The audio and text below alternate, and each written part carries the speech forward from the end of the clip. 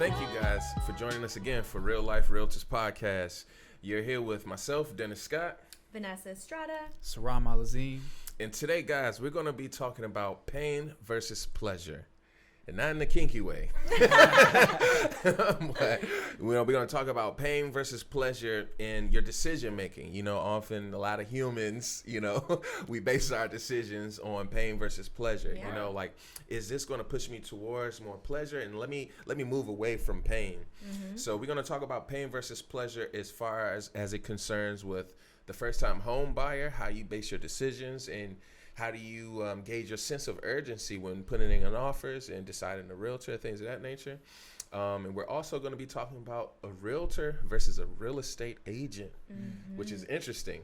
And then, the difference between being a solo agent versus being on a team. And then we're also going to talk about what are your motivations? What's your big why into doing what you're doing in life and in your choices in real estate. So I'm going to start off.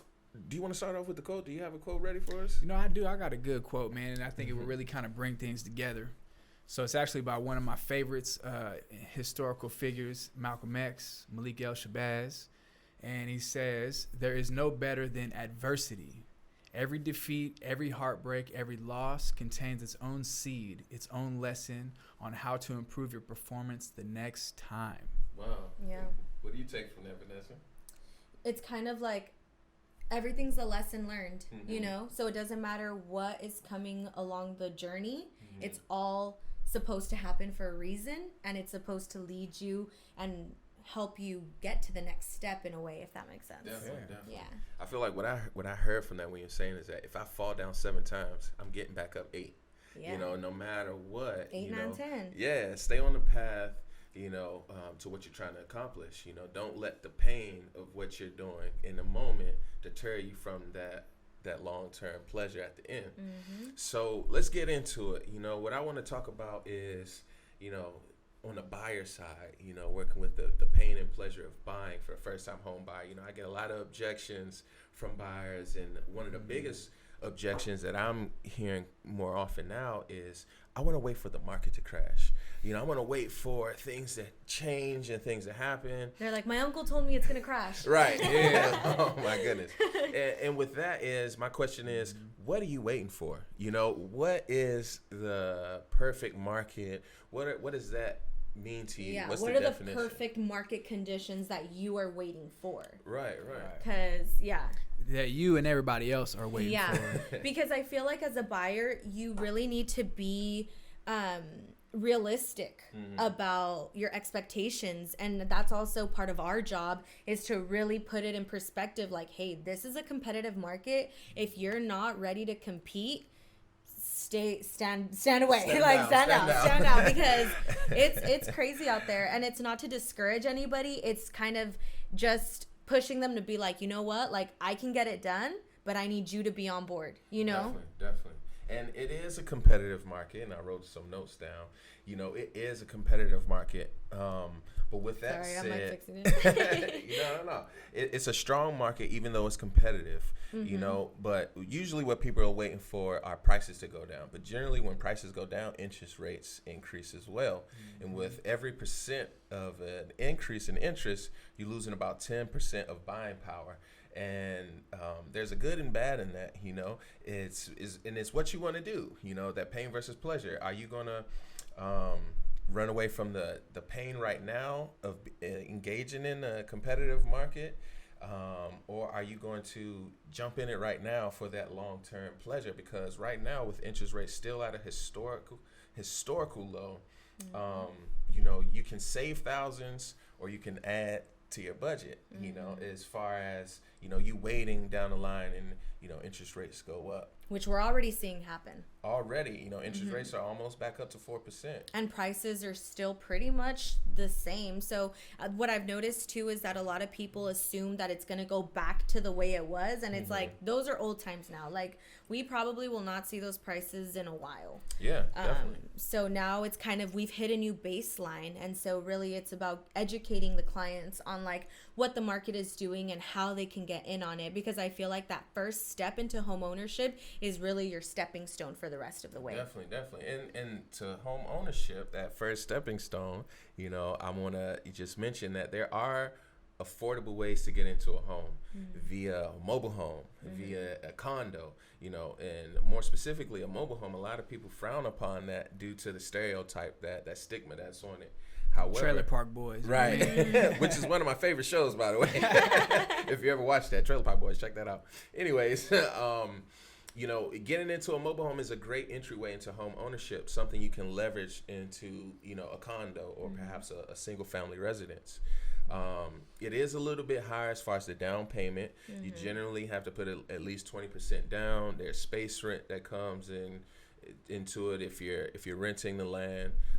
And then the term of the loan is short. It's about 20 years versus the 30 years you get with a single family residence. And you have to pay your mortgage on top of the space rent all the time. So there are some pros and cons to it. However, it's a great entryway into home ownership. Definitely. Would you really prefer that to a client? Well, not unless it was their best option, I think. Well, what does that mean when it's their best option? Because sometimes their situations are different. For example, I have clients that have family that lives in the trailer park, so they want to be close to family so they could have childcare and they don't have to worry about dropping off their kids at daycare or whatever the case may be. They're like, I need to stay relatively in this park or whatever the case may be. But I do always suggest going into a single family home, just because it kind of ends up being the same amount when it really comes down to it.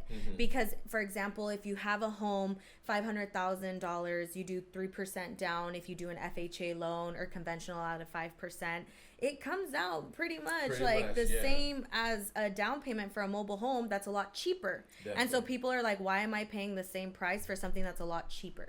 Definitely. Well, it's a good entryway into, say for instance, you don't have much of a down payment, and there are mobile homes right now in Salinas that are going for under $200,000, which is incredible entryway. For 20% on $200,000, most people can do that. Most people have that. And most people sell usually after 2 years of owning. So if you can rough it out for 2 years and make that payment. And that's not to say that, all space rents are going to be high. There are some rent-controlled parks. Their space rents are well below $500. That's like a small car payment. It really just depends on what your budget is. You speak with your lender and figure out what you can handle. Yeah, what your options are. What your options are. It's a good tool to leverage into a single-family home. So to go back to your question, would I suggest that? It all depends on what they're comfortable with and where they're comfortable with living. A lot of people are very specific and picky on their first home, just due to the fact that, okay, I'm making this purchase, I should be able to get everything I want. My first home is going to check off all the boxes. When that's an misinformed judgment. So what are your thoughts on that? Yeah, I mean, I've worked with a few clients with manufactured homes, mobile homes, and I agree it is a great, jump off, so to speak. I think that where people get caught up is the value, of it appreciating. Right.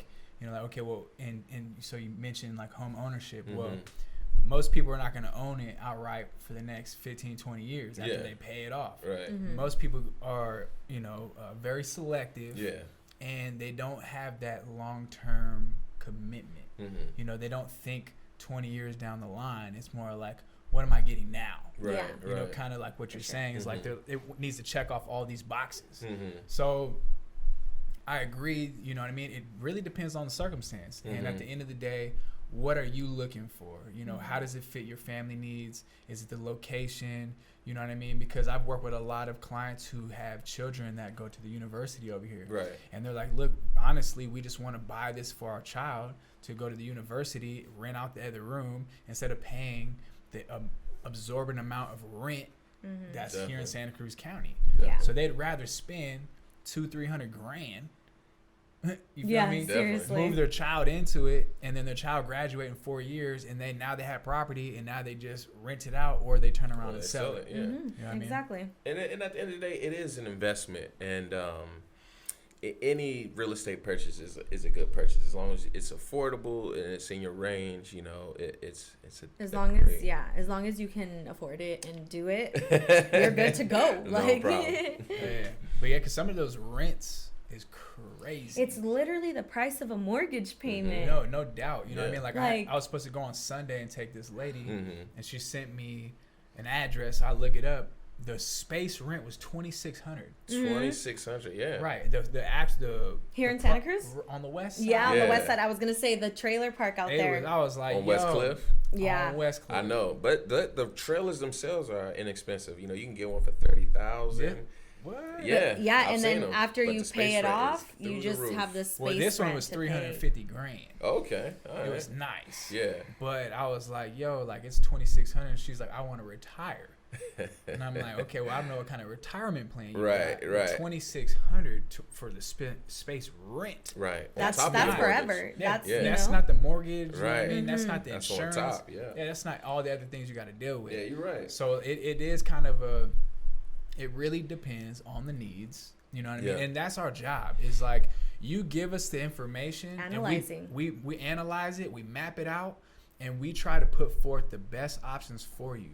And there really is a trust factor in that, because in order for me to do my job, I got to trust the information you're giving me, and you got to trust me to go out there and do all the groundwork. You know what I mean? And at the end of the day, it really depends. You know what I mean? On It's the real going to estate change. agent. Yeah. And that's a good segue into, Vanessa, what you're going to be talking about a little bit about, you know, the realtor versus the real estate agent.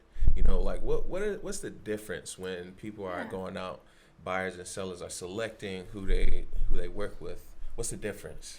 Yeah, so for those that are getting into real estate or kind of want to know a little bit about it, there is everything that we go through is all the same for real estate agents. We take courses, take the tests, and then after that you get licensed and you're a real estate agent.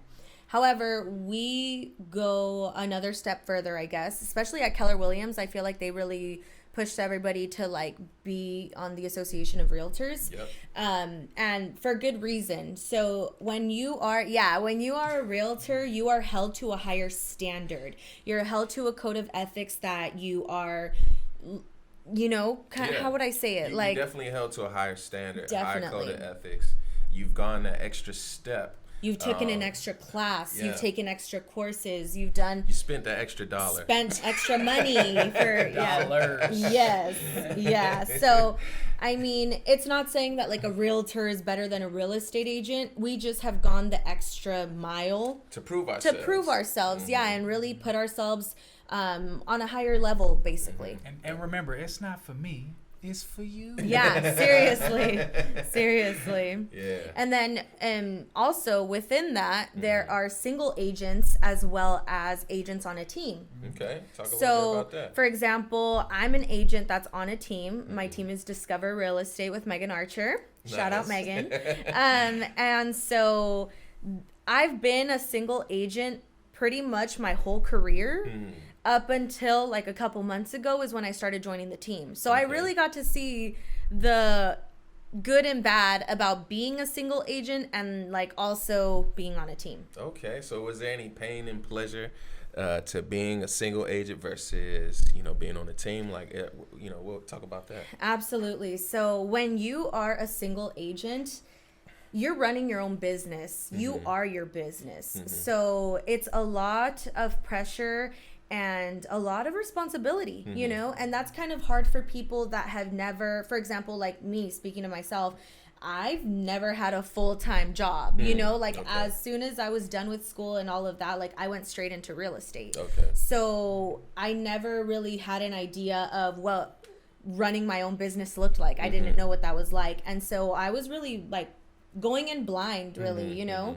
Thankfully I had Roy, shout out Roy, to really guide me, and I had my coach as well, like Renee, Jordan, like you know, all the people. Definitely. So I had people to like kind of help me, guide me, but I needed stability. I needed to figure out what worked for me and improve on that. You and know? Was that the pain of being a solo agent? Yeah, the pain of being a solo agent is figuring it out for yourself. And the thing that I kept hearing is that the wheel is already invented. Don't reinvent the wheel. If we know what works, do what everybody else is doing, and it will work for you too. You know? And so I didn't know what that was. I was like, what the heck? So I didn't even consider being on a team until my cousin brought it up to me, and he was like, I think, like, since I want to run my own team in the future, he was like, I think it'll be a good idea for you to join a team, see what it's like, get the feel for it, and then, you know, really learn from it. And I was like, this is the best idea anybody has ever given me. Are you kidding? I'm like, I would love to work on a team, you know? And then not only that, the team that I'm working with is a team of all women. So it's empowering. It's awesome. You have people supporting you. So I was really missing that, like, you know, missing that community type of feeling. So was that the pleasure of joining a team? One of them. The other pleasure is that everything is already set up for you. As far as what? As far as like lead gen, the way that you get clients, the way that you do things. Right. Everything is all systematic, I guess you could say. So yeah, it was really interesting to go in and see how everything is done, you know? And so, yeah, it's been amazing. And I mean, the pain to that is being on a team. You do have to split your commission. You don't get full commission like you do as a single agent. So that's something that you have to like take into consideration. So for me, I was like, I'm willing to take that commission split for the education, for the knowledge, for the experience, to be around these people that are doing these type of deals and going through these scenarios, you know? It's almost like you found the pleasure within the pain. Yeah. You know, the pain is, oh, damn, now I have to split every commission. However, the pleasure in that is I'm getting more consistent commissions. I'm getting more consistent leads. And I'm learning a whole lot more in the process versus being alone. Wow. Absolutely. That's awesome. So you're pretty active when it comes to on your team, right? So being on your team, like I noticed, like you do a lot of meetings and stuff like that. So you're constantly being trained, and you're constantly giving you resources and guidance, so that way you can one day, you know, build your own team or be that solo agent, right? Exactly. Because by them teaching you like lead gen, how to overcome objections, like dealing with all the plethora of things that we deal with on a day-to-day basis, being a single agent, as you're learning it within a team dynamic. So that way when you bridge out or when you know, branch out, so to speak, you're really able to take it and run with it. Totally. And that's really what my plan was. I'm like, and my team leader knows this. I was like, I eventually want to run my own team, so I'm trying to learn as much as I can to get to that next level. Nice. Sirrom, do you want to talk a little bit about the pains and pleasures of being a solo agent? Yeah, I think I could do that. My woes, man. Yeah, I mean, you know, realistically, kind of just to camel back on what she's saying, you know, we as solo agents, everything is on us. Everything. Every letter of everything. So, you know, with Keller Williams, which is great, training, education, they're all about the building the agent. They're very agent centric. You know what I mean? And they're really on board with the technology. So we have all the tools and we have the resources, and it's just really a matter of just asking the right questions. And if you don't ask, you ain't never gonna get the answer. Right. So we have the resource. However, you know, the pain is you're gonna have a lot of trials and tribulations. You're gonna bump your head because you have to go out there and do a lot of the work, and every penny, every nickel, everything. So talking about leads, you know, and commission splits, you're splitting it every which way. You know what I mean? So it's not consistent. So you go through a lot of that pain. But then when you go and you help that client, you know what I mean? When you're like, yo, I got 10, like right now I'm working with 10 different clients, and I'm going in 10 different directions. And so like I have to schedule accordingly for each one, you know what I mean? And it's like, I'm going through the bumps and bruises. I'm going through the pain, you know what I mean? And versus as a professional, being on the team, you have the systems to help you manage that load. And you got, you know, you got admins. You're getting your leads handed to you, getting it scheduled to you. If you have 2 showings at the same time, you can tell a teammate, hey, are you free at this time? Can you go show this house to my client? Because I'm over here stuck at this showing, you know? So you have that kind of support in that sense, you know? Now, the pleasure, again, with being a single agent is like, yo, I did that. Right. You did that. Right. I did that. Right. You know what I mean? Like, Yeah. From the mud. Yeah. From the mud, you know what I mean? That rose from the concrete. Yeah. So, like, it wasn't just handed to me. Yeah. You know what I mean? So that feels so great. And then, you know, I read a lot of books, and one of my favorite books is The Rich Dad, Poor Dad by Yeah. Robert Kiyosaki.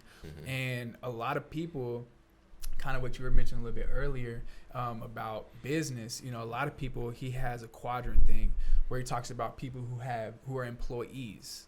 And although being an agent and being on a team, you are an agent. You are in a sense are still a business. Yeah. But you're a part of a team.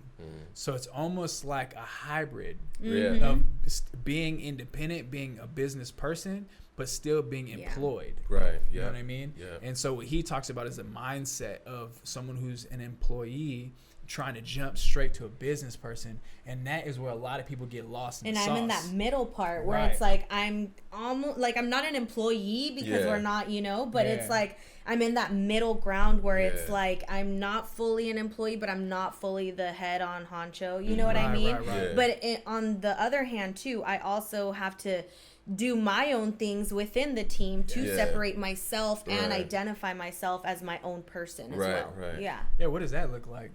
Yeah, well, for me, it's kind of easier for me in the way that since I cater a lot to Hispanic and Latino communities, that's my identity. Within the team, it's like there's probably one other person that speaks Spanish and can help Spanish speakers. So for me, it's really like that's my kind of brand in there. In that sense. So yeah, you kind of are in a unique situation because you're on a bridge. Yeah. And that's great because this team is like pulling you over, but you're doing all the work. Yeah. So although you may have a lot of, you know, extra support and things that are being taught to you, you are still doing having everything. to do it. Because Yeah. if you don't do it, you It's not going to be me. you ain't cashing out. Yeah, right? exactly. So, Exactly. no, that's a beautiful thing, though. Yeah, definitely. And I'm just to speak a little bit about the pain and pleasure, you know, thing about being a solo agent. You know, like how you mentioned, like this morning, you know, I got on some calls, followed up with some clients from August, you know, and the pain in that before I even got on the phone was like, I'm gonna have to call these people I haven't talked to since August. It's January now. Yeah. Are they going to remember me? Damn, I didn't really follow up with this client as much as I should have. There's a pain in that, and it's like I'm in that moment. I'm looking for like, what can I do to avoid this pain? Oh, I know what I can do. I can send an email, and I'm like, no, let me hop on the phone, because getting on the phone, just me having that sense of pain within me and having to make a call was like, all right, this is what I should be doing. Then. Right. This is what I'm supposed to be doing. You got to be uncomfortable. I have to be uncomfortable to grow. So let me hop on that phone, and what the pleasure that came out of that is. Literally, the first woman I called, pick up the phone, you know, she said, hello? And I was like, hello, is this such and such? She was like, yeah. We chopped it up for 5 minutes. She's still interested in buying. I hooked her up with Sergio. So, and that was the reward. Like, oh, wow, I put aside that pain to try to look for that instant gratification by tricking myself into wanting to send an email. And I said, no, let me just make that call and see what happens. Like, they're not going to come through the phone and punch me or you know what I mean, yell me to death. One decision changes everying. The trajectory of the rest of the day. Yeah, exactly. Because now you're like, oh shit, that wasn't as bad as I thought. You know. I'm sorry And I love It's to, really and real, man. right, and I love to get on the phone and do cold calls, but for some reason it's just like in the pit of your stomach. There's always, for me at least, that oh man, are they going to receive me well? How many people are going to hang up on me? But you have to push that aside and just do what you know you should be doing. Yeah. You know, and I made that call, and it rewarded me, you know, and then later on I got another lead. So it was like, whoa, you know, was it truly was that first thought and decision a catalyst to everything else that happened? And it's kind of like a today? test. It's is. like a test from the universe being like, let's see if you really want it. Right, definitely. You know? Like, right, definitely. And that's always a good thing at the beginning of your day. Right. If you think about it, right? Do because the hardest work first. the hardest work first, the thing that you set don't want to up. do. Right. It really sets you up because there's always reasons. Mm-hmm. There's a reason why you're usually the first one here at the office. And Thank you for saying that, by the way. And usually the last one to leave. Yeah. There's a reason why she gets up and gets glammed up and does what she does. There's a reason why I get up and hit the gym and be here too. Yeah, so it's like everyone has a reason, and the reasons have a why behind that. Right. You know what I mean? Right. So a big why is big why. The big why is your driving factor, because in life there's levels. So when you get up in the morning and you do the hard stuff in the morning, it seems like the rest of the day can go even easier for you. Or even when you hit a speed bump, you know what I mean? You're able to overcome it. You know what I mean? It's not going to really stop you. You know what I mean? Get knocked down 7 times, you get up 8 times. Yeah. So it really does kind of transcend and kind of pushes you forward and doing your movements. You know, and it's wild because even in life, we all know, everyone's heard about levels. You know, there's levels to this. Right. There's levels in There real really estate. is, You meet Mill. You know what I mean? There's levels wherever you go. You know what I mean? And it really depends on who you are. You know what I mean? What is that why behind who you are, though? You know what I mean? At the end of the day, you got to decide, is what I'm trying to do, where I'm trying to go, is my why big enough? You know, and that is a pleasure and a pain thing, kind of like coincides with that. Right. Because at the end of the day, if you are going to be successful in life, whatever goal you have to have a big enough why behind that. And interestingly enough, that why can be split between 2 things. It could be your pain, it could be your pleasure. So is the pleasure of what you're trying to achieve, is it big enough? Is it greater? Is it greater? Is it greater than that pain? Because that pain can be a mug, you know what I mean? And like it really can stop a lot of people. You know, that fear. Absolutely. You know, it's not about being fearless, because there's some of us that, you know, go through the whole process, but it's not about being fearless, it's about being courageous. Can I say something that started? Yeah, go ahead, man. It's like having a right amount of fear. You know, you have to be not too far on this end of the spectrum where you're so courageous, where you don't see danger and you make wrong decisions. You don't want to be on this other end of the spectrum where you're so fearful that you don't even make a move. You want to be right in the middle of fear. You know, you're afraid enough to think about what can happen bad, but you're courageous enough to go and do it anyway. Right. Know? Yeah, like using fear as fuel. Yeah. There's a book. Read it if you haven't. What's it called? That's what it's called. Oh, using fear. Yeah. Nice. Check that one out. But yeah, I mean, even to that, you know, like you have to have a healthy, you know, amount of anything. Absolutely. Right. You know, they say things are good in moderation. In moderation, that's what I was going to you know say. what I mean? Yeah. So, you know, and it's okay to have healthy fear of something that's actually dangerous. Yeah. But that's the difference where people, you know, like making that phone call. You trick yourself into thinking it's dangerous. Wasn't nothing dangerous about that phone call. Like you say, it wasn't going to reach through it. Hey, you know Stop calling me. Yeah, you know, it's all this chocolate on your face. You know what I mean? Like it wasn't going to do that. So you got to have a healthy set. You got to understand that, man. And in that courage, really courage is deep, man, because courage is going to help you overcome a lot more things than being fearful. Definitely. You know what I mean? Yeah. Fear is okay, but don't be a scary mother. Right. You know what I mean? Yeah. Don't be scary. Yeah, You know, seriously. you can have some fear, but you got to have courage to get over that fear. And so really it's interesting because you can be fearful, but like you said, that courage, you have to have more courage. Yeah. And we have less and less men out there and young people and women that aren't courageous enough. You know, you're stuck behind a computer screen, your cell phone, you know what I mean? And you don't want to go outside. Right. You know, and your why is not big enough.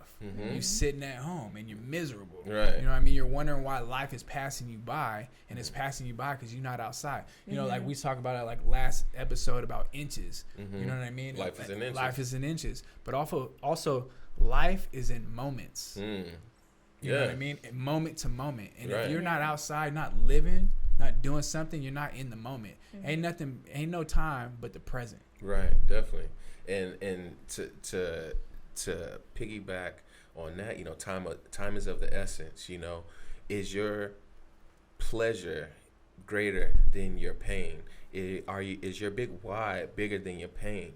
What is motivating you to get up and do what you want to do? As far as your real estate goals, as far as your health goals, as far as your family goals, what are those goals? You know, is the pain going to keep you away from going to the next level? You know, is the pain of asking for help greater than the pleasure and the reward that you get from figuring something out that you're banging your head against the wall by yourself with, you know. And you know, we all battle with that. You know, there was times early on in my real estate career where, you know, I got a little bit of some accolades, and you know, I felt high of myself, you know, not even a whole year in real estate, and I went into putting an offer on a property, and my offer didn't get accepted because I figured, I know how to write contracts out.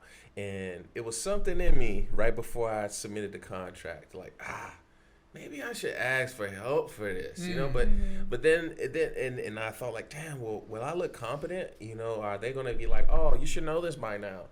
And that was the pain at that moment. My pain was greater than my pleasure, you know, like which is getting my offer accepted, helping my client, you know, getting that commission check, you know. So, and that's a mental thing that we do. We all have our limiting beliefs, and you just have to, is your why big enough? Is your why greater than your ego? You know? Yeah, that's real, man. You know? Because, you know, when you look at, for instance, like exercise, you know, kind of speaking on health, you know, whether it's eating healthy, exercise, which really is a combination of both. You know, you really want to focus on what is it that you're doing? What's the reason and your why behind that reason? You know, is it longevity? You know, is it being able to still look good in pictures, you know, to go out with your friends, to fit your clothes, you know what I mean? To have healthy hair, skin, whatever the case is, you know, like it really transcends with a lot of things when it comes to health, because health, when you feel good getting up in the morning, you know, you feel good getting dressed, you feel good being in people's faces, you know what I mean? When you're not feeling good, you kind of hide, you know what I mean? You sleep in, and you know, you let life pass you by.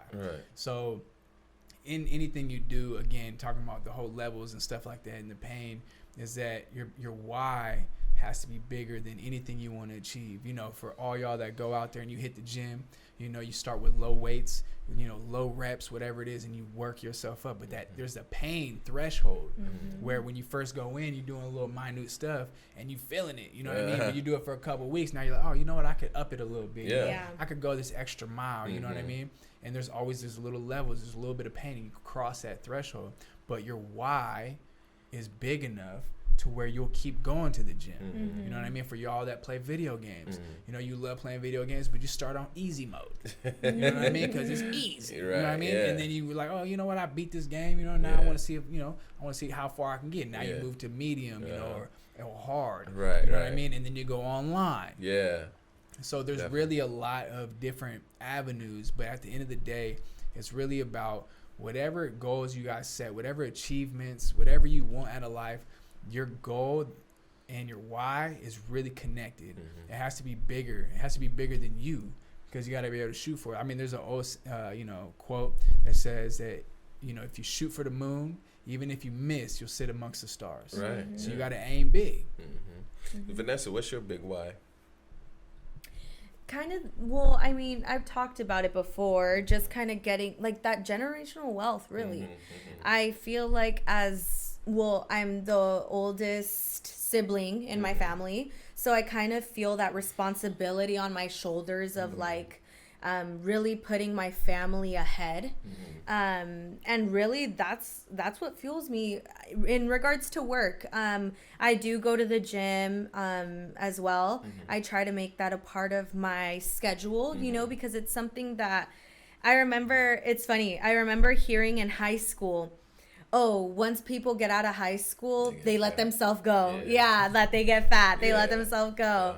One of our police officers that were security on campus, he would tell us that. He'd be like, girls get fat after high school, like this and that. And I was like, well, bet. Like, so really just kind of staying in shape, staying healthy. That's one of my big things as well. But yeah, I'm honestly very career and like work. So I need to find a balance between taking care of myself and my family. Because if I don't take care of myself, how am I going to be able to take care of my family? You know? Definitely. What about you, Dennis? My big why is I want to personally retire before I am 50 years old. and I want to retire my wife at the same time. So I have a dollar amount that I have to make in savings and a certain amount of investment properties I need to have in order to do that. And that's my big why, and solely because, we grew up in Section 8 houses in Southeast Washington, D.C., and I didn't realize we were in a bad spot because my mom always made sure we had what we needed. And I never realized that until I started to get older, start to venture out. And it's like, wow, there is more to life. I can achieve more. I want to be like these people, and I never really saw that growing up. So a part of my big why is also showing my people that you can do it. And what what I mean by my people, and my family, more importantly, that you can do whatever you want to do, whatever you set your mind to, you can do it. I came out here to California with a one-way ticket and literally $0 in my pocket. Paid my way through school. I've done a lot since being out here, and it starts in my mind first. I have to do it twice. I have to do it first in my mind, and then I have to go out and act it and achieve it. So my big why is family, staying mentally strong, and being an example versus, just reciting some words. Being a stereotype. Right. You're more of Yeah, I don't want to be a stereotype, but sometimes things get stereotypical. I agree that one, man. Yeah, I think, family, that's a big driving factor. For myself, I grew up without a family. So I think that, I envision having a big family. Right. And I'm like, okay, well, if I want a big family, then there's a lot of groundwork, a lot of foundational things that I need to do. And I think that, wanting to help my demographic of people, even those that come from the similar situation as myself, to show them that, hey, look, no matter what life hands you, you can make whatever you want out of it. If you have the vision, right? If you have that, you can manifest whatever you want. But it's not just by sitting back and envisioning stuff, man. Right. You got to get outside. You know what I mean? You got to do something. Yeah. You know what I mean? Like, it's all good to have to plan, but planning, you need action. Right. You know what I mean? And I'm about that action, boss. You know what I'm talking about? So, that's kind of my thing, is like wanting to help a demographic of folks, being able to show them the way. You know what I mean? Even if I'm able to reach a handful of people, then that counts to me. You know what I mean? And I want to have a grand family and be able to do things, but I also want to be a part of my family.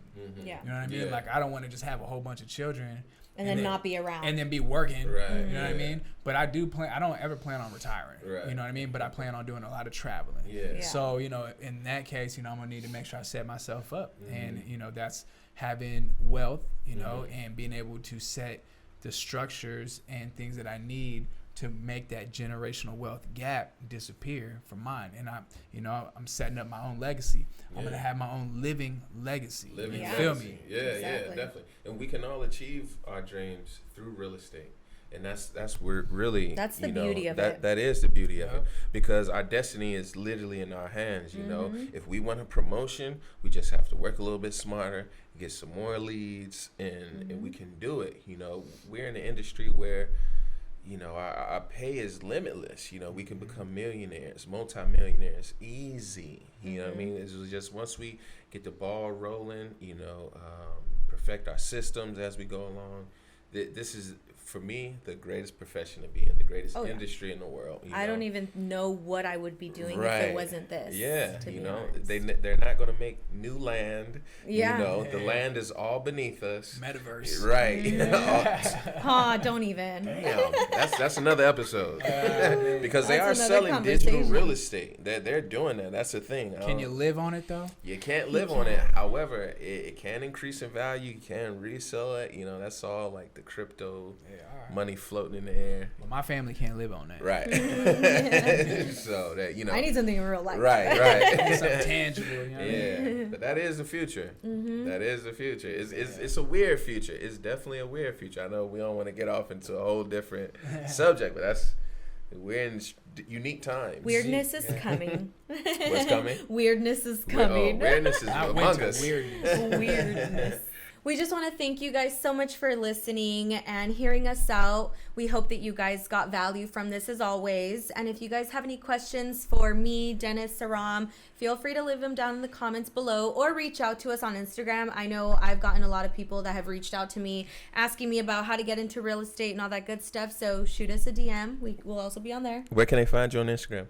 Vanessa Estrada.realtor on Instagram and everywhere else. You can find me at Dennis Scott Realty with a period in between each word on Instagram. You can find me on Alizem_realty. Yeah, we'll have all of our handles and links down below, so feel free to follow us there.